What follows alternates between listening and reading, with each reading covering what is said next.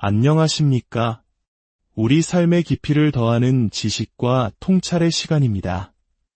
선생님, 이제 평생 고생하셨으니 푹 쉬셔야죠. 정년퇴임식 단상 위에서 꽃다발을 한아름 안고 박수갈채를 받을 때 가장 많이 듣는 말일 겁니다. 수십 년간 분필을 잡았던 손을 놓고 교문을 나서는 그 순간 마음 한편이 후련하면서도 다른 한편으로는 알 수 없는 서늘함이 찾아옵니다. 교사라는 이름표를 뗀 내일의 나는 과연 어떤 모습으로 살아가게 될까?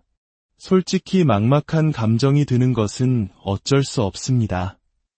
대부분의 사람들은 교사라는 직업을 우리 사회에서 가장 안정적인 철밥통 중 하나로 생각합니다. 정년까지 보장된 직장, 그리고 퇴직 후에는 국민연금보다 훨씬 든든하다고 알려진 교직원 연금까지. 노후 걱정은 없을 것이라고 쉽게 단정하곤 합니다. 하지만 과연 그럴까요? 화려한 퇴임식 커튼 뒤에 가려진 은퇴교사들의 진짜 삶은 우리의 막연한 예상과는 사뭇 다른 모습일 수 있습니다. 연금만으로 생활이 정말 가능할까? 갑자기 닥쳐올지 모르는 의료비나 아직 독립하지 못한 자녀 지원은 어떻게 감당해야 할까? 그리고 무엇보다 수십 년간 아이들과 북적이며 쌓아왔던 사회적 관계가 끊어진 뒤 찾아오는 고독감은 어떻게 이겨내야 할까? 오늘 우리는 막연한 추측이 아닌 실제 서울에서 평생을 교직에 몸담았다가 은퇴한 세 분의 선생님 이야기를 통해 그 현실을 깊숙이 들여다보고자 합니다. 단순히 통장 잔고에 찍히는 연금 액수가 아닌 그 숫자가 지탱하고 있는 진짜 삶의 무게와 희로애락에 대한 이야기입니다. 첫 번째 질문, 교사연금은 정말 넉넉할까요? 많은 분들이 교사연금 부자라는 인식을 갖고 있지만 실제 수령액은 생각보다 크지 않을 수 있습니다. 현재 정년퇴직한 교사들은 대부분 20년 이상 길게는 30년 이상 근무한 분들로 월 평균 약 230만 원에서 280만 원 사이의 교직원 연금을 받고 있습니다. 물론 이는 국민연금 평균 수령액에 비하면 훨씬 높은 금액인 것이 사실입니다. 하지만 대한민국에서 가장 물가가 비싼 도시 서울에서 자가주택이 없는 경우라면 어떨까요? 기본적인 생활비와 병원비, 그리고 다 큰 자녀의 결혼이나 손주들의 용돈까지 챙겨주다 보면 이 돈은 결코 넉넉하다고 말하기 어렵습니다. 특히 배우자의 소득이 없거나 예기치 못한 질병으로 인해 의료비가 갑자기 눈덩이처럼 불어나는 순간 든든할 것만 같았던 연금 생활은 순식간에 아슬아슬한 외줄타기가 되기도 합니다. 더욱이 2015년 연금 개혁 이후로는 새로 교직에 들어서는 젊은 교사들의 연금 수령액이 점차 줄어들고 있어 미래의 교사들은 선배 세대만큼의 노후 보장을 기대하기 어려운 것이 현실입니다. 그렇다면 은퇴 교사들의 한 달 생활비 구조는 구체적으로 어떻게 될까요? 서울의 자가주택을 보유한 은퇴 교사 부부의 평균적인 월 지출 구조를 살펴보면 다음과 비슷합니다. 식비와 공과금, 교통비 등 기본적인 생활 유지비로 약 100만 원 내에, 나이가 들수록 늘어나는 의료비와 건강보험료로 약 3대 40만 원, 자녀 지원이나 손주들에게 주는 용돈으로 약 2대 50만 원, 그리고 등산이나 서해, 동네 문화센터 활동 같은 소소한 여가 및 취미 활동에 약 1대 30만 원 정도를 지출합니다. 이 구조를 보면 연금만으로 빠듯하게나마 생활이 불가능한 것은 아닙니다. 하지만 이것을 과연 우리가 꿈꾸는 여유로운 노후라고 부를 수 있을까요? 아니면 간신히 현상 유지가 가능한 노후라고 하는 편이 더 정확할까요? 이제 숫자를 넘어 실제 세 분의 삶 속으로 들어가 보겠습니다. 첫 번째 이야기, 연금 280만 원, 하지만 남편 의료비 70만 원. 결국 마트 아르바이트를 시작한 이경자 선생님.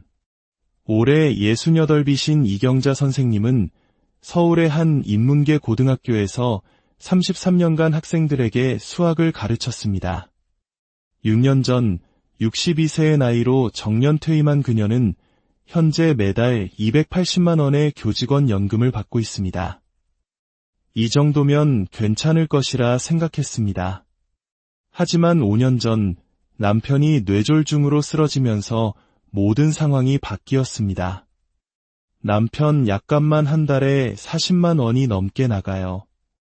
일주일에 3번 물리치료 받으러 가는 병원비에 교통비까지 합치면 연금의 거의 절반이 고스란히 의료비로 빠져나갑니다. 그래서 다시 일을 시작했어요. 집 앞 마트 계산원 아르바이트요. 가끔 예전에 제 수업 듣던 제자들이 장 보러 왔다가 마주치는데 솔직히 좀 민망할 때도 있죠. 이 선생님은 그래도 안정적인 연금이 나오는 게 어디냐며 다행이라고 말하면서도 건강이라는 기둥이 한순간에 무너지면 그 어떤 안정도 신기루에 불과하다는 사실을 온몸으로 겪고 있었습니다. 두 번째 이야기, 삶의 활력을 찾아 과외를 시작한 김태진 선생님. 올해 65이신 김태진 선생님은 영어 교사였습니다. 자녀 둘을 모두 유학 보냈고 본인도 해외 연수 경험이 풍부해 영어 실력이 출중하십니다. 정년 퇴직 후 받는 연금은 월 260만 원 정도. 하지만 아직 끝나지 않은 자녀의 유학비 지원과 본인의 취미인 사진 촬영을 계속하기 위해 일주일에 3번 학생들을 대상으로 영어 과외를 시작했습니다. 과외 한 번에 5만 원씩 받아요. 한 달에 8번만 해도 40만 원이니까 생활에 꽤 보탬이 되죠. 그런데 돈보다 더 중요한 게 있어요. 이게 정신건강에 정말 좋아요. 아무 일 없이 그냥 집에만 있으면 사람이 무기력해지고 우울해지거든요. 누군가를 가르치고 대화하면서 저 스스로 살아있다는 느낌을 받습니다. 김 선생님에게 연금은 삶의 든든한 버팀목은 되어주었지만 삶을 뜨겁게 만드는 활력소까지 되어주진 못했습니다. 그래서 그는 스스로 새로운 활동을 만들어가며 자신의 노후를 주도적으로 이끌어가고 있었습니다. 세 번째 이야기, 경제적으로는 여유롭지만 외로움과 싸우는 박순애 선생님. 70살의 박순애 선생님은 초등학교 교사였습니다. 서울 강동구에 자가 아파트가 있고 자녀들도 모두 성공적으로 독립해 경제적으로는 큰 부담이 없는 상황입니다. 월 250만 원의 연금을 받지만 한 달 지출은 평균 150만 원 수준이라 오히려 돈이 남습니다. 돈이요? 연금으로 충분히 살죠. 딱히 나가는 돈도 많지 않고요. 하지만 교사 시절엔 매일 수십 명의 아이들과 웃고 떠들고 이야기하며 지냈는데 지금은 하루 종일 현관문 한 번 안 열고 말 한마디 안 하고 지낼 때가 많아요. 그게 가장 힘들어요. 경제적으로는 가장 안정된 박 선생님이었지만 그녀는 사회적 고립감과 외로움이 은퇴 후 가장 큰 문제라고 털어놓았습니다. 그래서 최근에는 근처 도서관에서 책을 정리하는 자원봉사를 시작하고 동네 글쓰기 모임에 참여하며 다시 사람 냄새 나는 시간을 만들기 위해 노력하고 있습니다. 이 세 분의 이야기는 우리에게 중요한 사실을 알려줍니다. 교사뿐만 아니라 우리 모두가 준비해야 할 노후의 본질은 단순히 통장의 연금 액수에만 있지 않다는 것을 말입니다. 교사라는 안정된 직업을 가졌더라도 갑작스러운 질병, 예측 불가능한 가족 상황, 그리고 소리 없이 찾아오는 사회적 고립이라는 변수는 누구에게나 예외 없이 찾아옵니다. 연금은 존엄한 노후를 위한 최소한의 기본 수단일 뿐입니다. 그 위에서 삶을 활기차게 만들어갈 자신만의 전략, 즉 꾸준한 건강관리, 마음을 나눌 수 있는 인간관계, 그리고 몰입할 수 있는 취미와 사회활동이 함께 준비될 때 비로소 우리의 노후는 진정한 안정에 가까워질 수 있습니다. 마지막으로 이야기를 듣고 계신 당신에게 묻고 싶습니다. 현재 교사로 일하고 계신가요? 혹은 이미 은퇴하셨나요? 어쩌면 전혀 다른 분야에서 당신의 노후를 준비하고 계실지도 모르겠습니다. 당신이 기대하는 연금은 몇 년 후 당신에게 어떤 삶을 보장해 줄 수 있을까요? 그리고 지금 당신은 그 연금 외에 또 다른 어떤 준비를 하고 계신가요? 은퇴는 인생의 끝이 아니라 사회가 정해준 역할에서 벗어나 진정한 나로서의 삶을 시작하는 새로운 출발선입니다.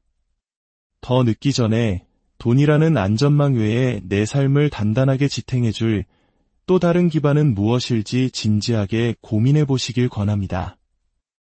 안정적이라 믿었던 교사들에게도 준비는 반드시 필요했습니다. 이것은 비단 교사들만의 이야기가 아니라 언젠가 지금의 자리를 떠나야 할 우리 모두의 이야기이기 때문입니다. 오늘 이야기가 잠시나마 당신의 삶과 미래를 성찰하는 시간을 드렸다면 구독과 공유로 저희 채널에 큰 힘이 되어주시길 바랍니다. 당신의 소중한 사람과 이야기를 함께 나눈다면 더할 나위 없이 기쁠 것입니다. 더 깊이 있는 이야기로 다시 찾아뵙겠습니다.